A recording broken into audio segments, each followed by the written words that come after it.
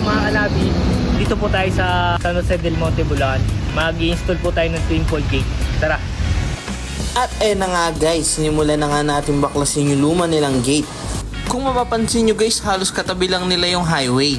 Kaya nga sila talaga guys, kung papasok yung kotse, mag-aantay pa sila na magbubukas. Pwede silang masagi ng mga dumadaan na sasakyan or motor pag di sila napansin. Kaya ngayon naka-automatic gate na sila, hindi na nila kailangan mag-antay na magbubukas sa kanila. Isang pindot lang at bubukas na. Alright guys, buga na natin to. Let's go! Tama kayo! Habang nagbubuga nga guys kaya Danilo ng paint dito, inabutan naman kami ng ulan. Kaya in-enjoy na lang namin yung ambience dito. Kahit inabutan ng ulan, tignan nyo, quality pa rin yung gawa.